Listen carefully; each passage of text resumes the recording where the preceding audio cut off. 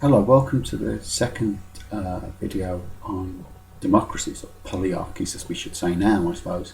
And today we're going to talk about, where kind of concepts or democratic concepts come from. And there's another term that I really want to talk about, which is the term of the rule of law. The rule of law, sorry, hiccuping, I've just had some soda. The rule of law.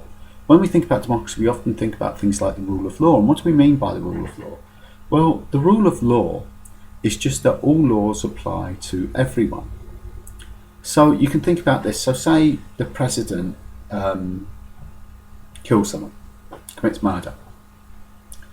Well, we would still prosecute the president for murder, wouldn't we? If the president jaywalked, he could be arrested, he or she could be arrested for jaywalking. So if we think about it, laws apply to everyone equally. They apply to the governed and the governing.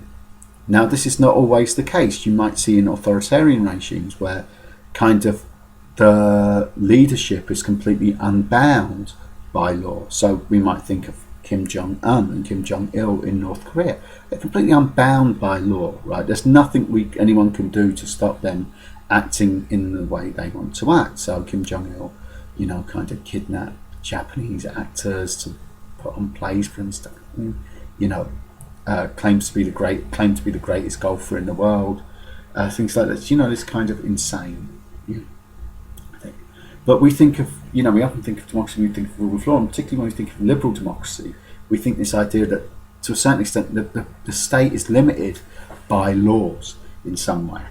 So if we think about where does kind of concepts of democracy and rule of law come from? Well, if we think about democracy, concept often comes from Greece, the Greek city-states, and particularly the city-state of Athens, right? This idea of democracy being a direct democracy, Athens, where all the citizens came to the town square to make decisions about politics, about going to war with Sparta, about Socrates. These decisions were made by everyone, and we kind of talk about Athens as this direct democracy, whereas in modern America we don't meet up in the town square very often. What we do is we elect officials who then make decisions. We talk about that being kind of indirect or representative democracy.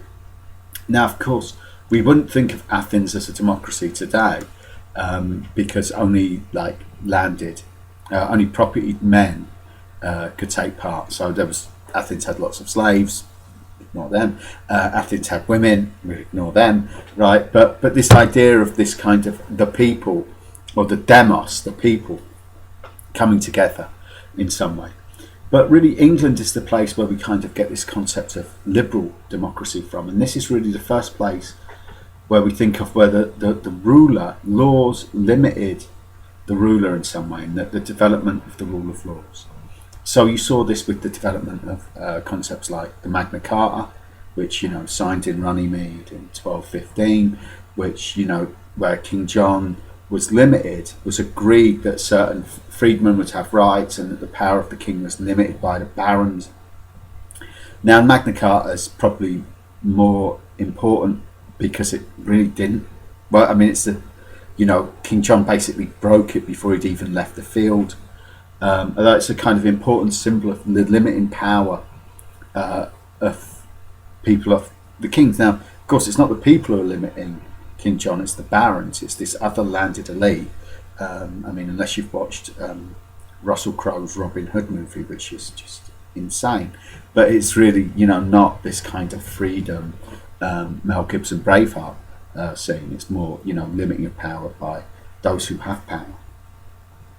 But in England, this continued really in 1642 with the start of the English Civil War, or might think of English, continuation of a war and then a continuation, where effectively Parliament got rid of the king and ultimately executed King Charles. And they did so because he wanted to raise taxes, and they didn't want to raise tax. There were also religious issues. Religion played a very important part. And this kind of transition from Catholicism, which is very kind of hierarchical, to more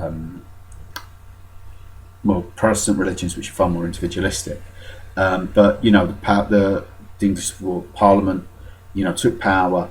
I mean, they didn't really want to take power. They wanted the king to stay king, but ultimately he wouldn't play ball, so they executed him and instituted not democracy, but some type of republic for at least a little while.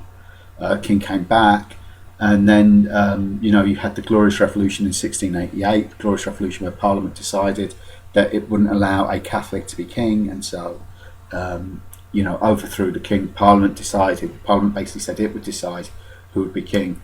In 1689, the Parliament passed the Bill of Rights, which guaranteed individual rights for individuals, which many people say you can see, the Declaration of Independence, just a continuation of the Bill of Rights. And what you've seen in England, and it was England, was this kind of incremental increase in the limiting power of the power of the king. So why did this happen in England? Why is England, this small island off the coast of northwest Europe, a particularly important place?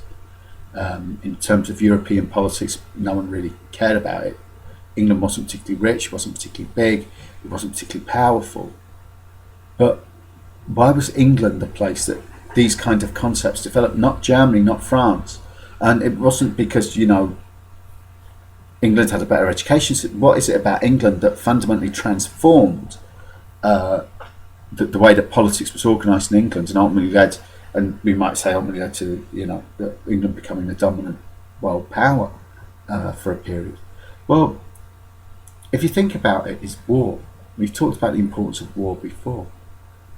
It's war again. England needed to strengthen its state. It had many enemies on mainland Europe, who tried to invade for religious enemies, political enemies. And so England needed to fight a war. But so, what type of military did England need, and what type of military is England famous for? Well, England's famous for its navy, the British Navy, useful for protecting the coast, fighting the French. Anyone who would have to invade England would need a navy to invade it. England, if it needed to invade anyone, would need a navy to invade. Now, why is a navy important? Well, a navy is important for a couple of reasons. One, a navy is very, very expensive. If you think about it, in the 15th century, you've got these battles where you've got knights running around, but you've got lots of kind of other soldiers fighting, and they didn't have to be particularly well trained. You need a scythe, and running. Peasants. They're not necessarily well trained. They're generally agricultural workers who are kind of conscripted into this. They're not very expensive. But navies are very expensive. You have to build ships, you have to build weapons which can fight, use for ships to fight. You need to pay people to be trained to be sailors. I can give me a scythe and I'll, I can't, whatever it is, drive a boat. I don't know what you do with a boat. I can't drive a boat, sail a boat, I suppose. And so you need to be trained to do that. Navies are very expensive, but what navies are not very good at is suppressing people. They're not very good to suppress internal dissent, because navies can't really go inland and deal with rebellion. So navies meant that the English government needed to raise a lot of money, but also once they'd raised money to pay for that military could not be used against people. So what we really see happen is that the British king needed to raise taxes to pay for his navies and develop his state, and he couldn't use those to internally stifle dissent. But to raise that money, he had to make deals. He had to make deals with the people who were going to pay the money, the barons, the people who had land, and that came with a deal. The barons required, the earls, the barons, the lords, required, if they were going to pay taxes, that the king's power must be limited. And some of that power must come, some of the ability to make decisions must go to them in the House of Commons and the House of Lords, right? And that's what happened in England. That's why England is different, realistically, from all the other countries in Europe which were developing states at this time. Other countries, the state taxed, but it built a military which it could use to deal with internal dissent. In England, the state taxed, but it built a military which was worthless to deal with in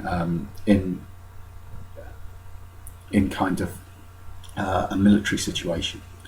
So we saw like the rule of law, democracy's kind of limiting power of the government and the sharing of power, this competition, develop out of England, and then we saw it develop in America. Of course, again, America is separated. We could talk about why it developed in America. This kind of English country. But what do we think of when we think of democracies? Well, polyarchy. I think ultimately we think of uncertainty. I don't know who's going to be the US president in 2017. I know it's not going to be Barack Obama. I know it's not going to be me, but I don't know who else it's going to be. That's not true if we live in dictatorships. In dictatorships or authoritarian regimes, we know who's going to be in power. We know what's going to happen after an election. In American politics, we don't know. We don't know what happens after the November elections. We don't know what happens in the presidential elections. Yes, we might think there's a high probability of President Obama winning in 2012, but it's still uncertain. And that uncertainty means that politicians, I think, act in a fairer way in many ways, that they don't try and limit, they don't try and attack their enemies and take power away and take everything and rob their enemies, because they know that tomorrow they could be the ones out of power. And I know I said, I can't really show polyarchies about process, but I do think that what you see in polyarchies and what you see in liberal democracies is something that I very much like, is that we don't know, and that uncertainty limits actions of governments, and I think that's a good thing. But democracies differ in many ways. They differ over levels of consensus, over participation, where areas you can act. Lots of people complain that Americans don't vote at very high levels. I don't think that, Americans vote a lot and they participate a lot more than many other in many other countries, but we see variations. We see variations over access that people have to power. We see variations over responsiveness of our elected officials. We see variations over majority rule. In Britain, we have plurality rule, the biggest party rules. You don't even need a majority. In America, we don't see majority rules, right? We see majorities rule in some way. We see differences with parliaments or presidents. We see stronger or weaker government systems. We see whether some countries are federal like America or very unitary like France. All these countries are still polyarchies, they're still liberal democracies, but they vary in many really very interesting ways. But what democracies are not is that they're not places where people are necessarily happy. They're not places where people are necessarily richer. They're not places where there's no corruption. There might be less corruption, but there's still corruption. They're not places which are economically efficient necessarily or administratively efficient. We shouldn't confuse democracy with good outcomes. All right, I'm going to finish here. We're going to talk about authoritarianism next week.